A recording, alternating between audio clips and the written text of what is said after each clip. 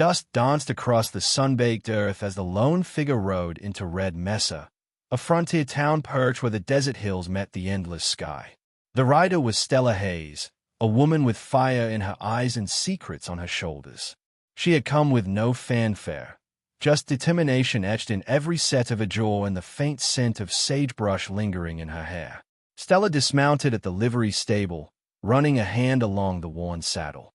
The postcard in her coat pocket reminded her, "Find him at Red Mesa. He'll explain." Elias. That was enough. Inside the dusty saloon, the smoke curled in lazy spirals under muted lantern light. Stella paused at the threshold. The piano player struck a lonely chord that hung in the air. Rough hands cradled glasses of whiskey. Laughter crashed against worn tables. And somewhere in the dim corners, conversations flickered like embers. There he was, Elias McCrae, brooding, weathered, and unmistakably breathtaking. He sat alone, the brim of his hat casting a shadow over sharp cheekbones. A relic of the frontier, he carried himself with the quiet dignity of a man burdened by both love and regret. Their eyes met, and Stella felt a strange calm. Elias rose, his voice low and ragged. "Stella, I wasn't sure you'd come. And yet here I am," she replied, the words steady. "You left me that message. Explain." They stepped outside where the twilight sky blazed orange and purple. Dust devils twirled in the distance, and the hush of approaching night wrapped around them. Elias ran a calloused hand through dark hair. "I left because I was afraid. Afraid that staying would bring you the danger I've been running from." "You didn't get the chance to explain," Stella said softly. He exhaled. "I'm no stranger to violence. I did things I regret, paid debts in blood, things I thought I could outrun. But I realized running cost me the one good thing I ever had." Stella took a step closer. "And what do you want me to do with that?" He closed the distance between them. "To decide if you'd still have me." They walked toward the stable, where Stella's horse lowered its head in greeting. Night settled thick as they shared a simple supper of bread and cheese, sitting side by side beneath the stars. The wide-open landscape pressed against them. The silent mountains, the wind-whispered secrets of long-lost outlaws, the scent of mesquite. As they dined, Stella watched Elias.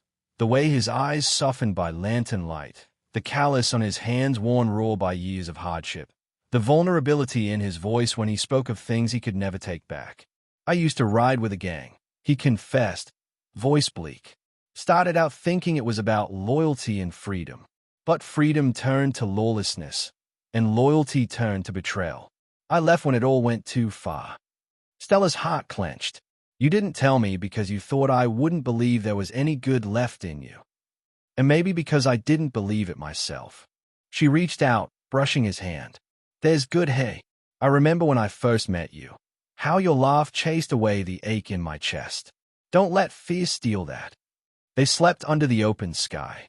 At dawn, the clang of hooves jolted them awake. Raiders from Elias's past, 6 of them, rounded the corner of a distant rise, rifles glinting in the early light. Elias cursed, pulling his gun. Stella's instincts kicked in. She grabbed her own pistol from the saddle. "We stand together," she said. The outlaws charged. Bullets spat across the dawn. Dust exploded around them. Stella felt adrenaline surge, Elias by her side, charging forward without hesitation. They were a dance of danger, Stella's aim steady, Elias deflecting threats with fierce determination. The outlaws fell back, cowed and outmatched. Within moments, the gunsmoke cleared. Stella dropped to her knees, adrenaline refusing to leave her limbs. Elias knelt beside her, breath ragged. "Are you hurt?" She shook her head. "Only that you thought I'd let you face that alone." He leaned in. "I didn't have to run you into danger. You'd have run me straight into the sunset," she teased, voice shaky but triumphant. A shared laugh, a fragile bridge over their pain. Red Mesa's residents emerged from hiding, stepping into the morning with wary eyes. Word spread fast, and soon a small crowd gathered around Stella and Elias. Mayor Harper, a graying man with a stern face softened by relief, stepped forward. "You defended this town," he said quietly to Elias. "You're welcome here." Elias nodded, emotion in his eyes. Stella stood beside him and turned to the townsfolk. I stand with a good man, a brave man, one who belongs not to his past mistakes, but to the promise of redemption. Later that day, Stella helped Elias repair the damage to the stables and barricades the town had put up. Their hands brushed, small, electric moments that blossomed into something deeper. At sunset, they sat on a ridge overlooking Red Mesa. The desert sky was ablaze in colors that only nature could hold. Stella leaned into Elias. "What now?" she asked.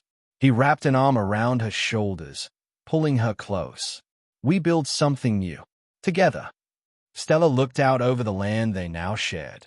Sunset dusted across corrals and rooftops, a town that once held fear now brimming with possibility. She smiled. "For a long time, I thought forgiveness was for strangers." He pressed a kiss to her temple. "But some of us saved each other." She looked at him then, truly saw him. A man tempered by hardship, yet fiercely loyal and deeply loving. Together, they watched as the west turned gold beneath the dying light. And as their wild, unexpected love began to bloom, the night crept over Red Mesa like a velvet curtain, stars blinking awake one by one. The town had grown quiet after the day's chaos, lanterns glowing faintly in the windows while the cicadas began their restless chorus. Stella and Elias remained on the ridge, reluctant to break the silence that had grown between them. Silence not of distance, but of comfort. "I used to think the West had nothing left for me," Stella said finally, her voice a soft thread in the still air. "Only dust, long roads, and goodbyes." Elias turned, his gaze steady. "And now?" She smiled faintly. "Now I see it might hold beginnings, too." The words settled between them like a promise. Elias reached for her hand, rough and scarred from years of hardship, and Stella didn't hesitate. Their fingers intertwined, warm and sure, as if the world itself had been waiting for them to close that space. A gentle wind swept across the ridge, carrying the faint scent of pine from the distant hills. Stella rested her head on his shoulder, and for the first time in years, Elias felt the heavy weight of guilt ease. Redemption wasn't a destination. It was this moment, this woman who saw him not as an outlaw's shadow, but as a man who had chosen to stand and fight for something better. "Tomorrow," Elias murmured, "we'll ride into town together. Buy lumber, fix the barn, maybe even plant something in that dry patch of earth behind the stable. What do you say?" Stella laughed, a sound that lifted the night. "Planting roots in the desert. You're braver than I thought." "Not braver," he corrected softly.